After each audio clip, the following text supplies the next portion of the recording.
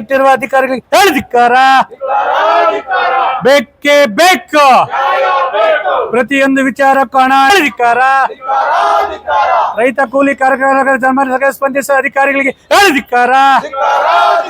ಸತ್ತು ಮಲಗಿರುವ ತಾಲೂಕು ಆಡಳಿತಕ್ಕೆ ಹೇಳಿದಿಕ್ಕಾರ. ದಲ್ಲಾಳಿಗಳಿಗೆ ಗುಲಾಮರಾಗ ಅಧಿಕಾರಿಗಳಿಗೆ ಹೇಳಿದಿಕ್ಕಾರ. ಅಯೋಗ್ಯ ತಹಸೀಲ್ದಾರರಿಗೆ ಹೇಳಿದಿಕ್ಕಾರ. ಜನಸಾಮಾನ್ಯರ ಸ್ವಾರಕ್ಕೆ ಸ್ಪಂದಿಸುವ ಅಧಿಕಾರಿಗಳಿಗೆ ಹೇಳಿದಿಕ್ಕಾರ. ಬೇಕೇ ಬೇಕು. ಬೇಕೇ ಬೇಕು. ನಾಪತ್ತೆಯಾಗಿರುವಾಗ ಕಂದಾಯ ಅಧಿಕಾರಿಗಳಿಗೆ ಹೇಳಿದಿಕ್ಕಾರ. ದಲ್ಲಾಳರಿಗೆ ಗೌರವ ಕೊಡುವ ಅಧಿಕಾರಿಗಳಿಗೆ ಹೇಳಿದಿಕ್ಕಾರ.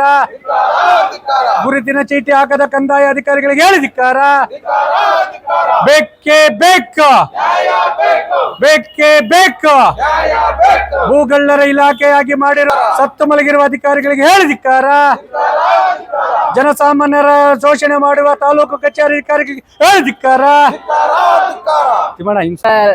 ತಾಲೂಕ್ ಕಚೇರಿ ಇವತ್ತು ಹೆಂಗಾಗಿದೆ ಅಂದ್ರೆ ದಲ್ಲಾಳಿಗೆ ಬಂದ್ರೆ ಕೆಲಸ ಆಗೋದು, ಇಲ್ಲಾಂದ್ರೆ ಕೆಲಸ ಆಗಲ್ಲ ಅನ್ನೋ ಮಟ್ಟಕ್ಕೆ ಇವತ್ತು ತಾಲೂಕ್ ಕಚೇರಿ ಬಂದ್ ನಿಂತಿದೆ.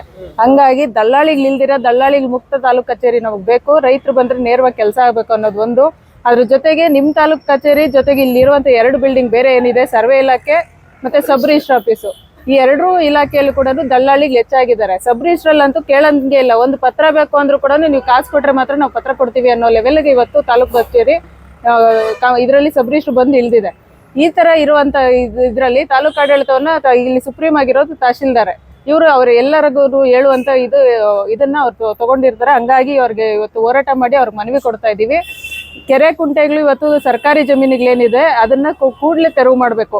ಇವತ್ತು ನಾವು ಪಾಣಿಗಳು ವಜಾ ಮಾಡಿ ಕೊಟ್ಟಿದ್ರು ಕೂಡ ಕೆರೆಗಳು ಕುಂಟೆಗಳು ಒತ್ತುವರಿ ತೆರವು ಮಾಡ್ತಾ ಇಲ್ಲ. ಬರೀ ಪಾಣಿ ಇದೆ ಇದಿದೆ ಅಂತ ಹೇಳ್ಬಿಟ್ಟು ಬಿಡ್ತಾ ಇದ್ದಾರೆ.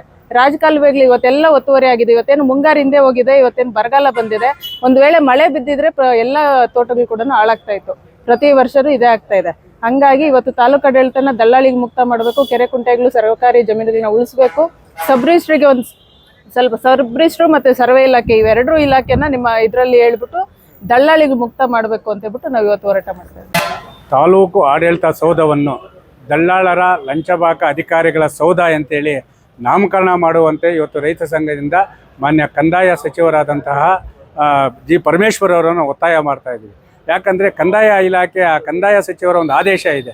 ಪ್ರತಿಯೊಬ್ಬ ಕಂದಾಯ ಸರ್ವೆ ಎಲ್ಲ ಅಧಿಕಾರಿಗಳು ಕಡ್ಡಾಯವಾಗಿ ಗುರುತಿನ ಚೀಟಿ ಹಾಕ್ಕೋಬೇಕು.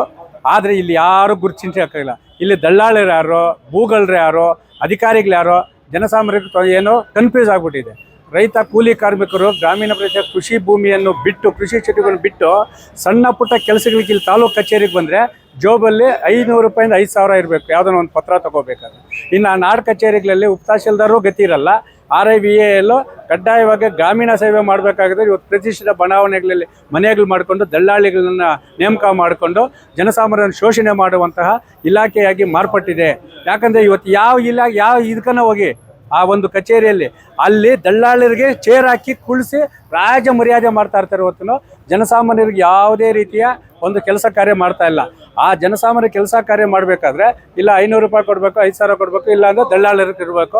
ಒಟ್ಟಾರೆಯಾಗಿ ಈ ಭೂಗಳ್ಳರ ಇಲಾಖೆಯಾಗಿ ಮಾರ್ಪಟ್ಟಿರುವ ತಾಲೂಕು ಆಡಳಿತವನ್ನು ತಾಲೂಕು ಅಲ್ಲ, ಅದು ಭೂಗಳ್ಳರ ಮತ್ತು ದಲ್ಲಾಳರ ಲಂಚಬಾಕ ಅಧಿಕಾರಿಗಳ ಸೌಧ ಅಂತೇಳಿ ನಾಮಕ ಮಾಡಿಬಿಟ್ಟು ಪುಣ್ಯ ಕಟ್ಕೊಳ್ಳಿ ಅಂತ. ಜೊತೆಗೆ P ನಂಬರ್ ದುರಸ್ತಿಯಲ್ಲಿ ಭೂಗಳ್ಳರಿಗೆ ಮತ್ತು ಶ್ರೀಮಂತರಿಗೆ ಮಾತ್ರ P ನಂಬರ್ ದುರಸ್ತಿ ಆಗಿದೆ. ಜನಸಾಮಾನ್ಯದ ಯಾರ್ದು ಆಗಿಲ್ಲ. ಅದ್ರ ಕಡೆ ಇವತ್ತು ಹೊರ ರಾಜ್ಯ ಅಸ್ಸಾಂ ಆ ಕಡೆ ಏನು ಸೃಷ್ಟಿ ಮಾಡ್ತಾ ಇದೆ ಮಳೆ ಅವಂತರ, ಅದರಿಂದ ಎಚ್ಚೆತ್ಕೊತಾ ಇಲ್ಲ. ಮುಂಗಾರು ಮಳೆಯನ್ನು ಮತ್ತೆ ಬಂದಿದೆ ಅಂತ ಹೇಳಿದ್ರೆ ಈ ಸಮರ್ಪಕ ರಾಜಕಾಲುವೆಗಳಿಲ್ಲದೆ ಒತ್ತುವರಿಯಾಗಿರುವ ಈ ರಾಜಕಾಲುವೆಗಳ ನೀರು ಹರಿಯಲಾರದೆ ರೈತರ ಬೆಳೆಗಳಿಗೆ ಮತ್ತು ಜನಸಾಮಾನ್ಯ ಬದುಕಿಗೆ ಹೋಗ್ತಾ ಇರ್ತದೆ. ಅದಕ್ಕೋಸ್ಕರ ವಿವಿಧ ಬೇಡಿಕೆಗಳಿಗೆ ಈಡೇರಿಸುವುದು ಇವತ್ತು ಸಾಂಕೇತಿಕ ಹೋರಾಟ ಮಾಡಿ ಉಪತಹಸೀಲ್ದಾರ್ ಅವರಿಗೆ ನಾವು DT ಅವರಿಗೆ ಮನವಿ ನೀಡಿದ್ದೀವಿ.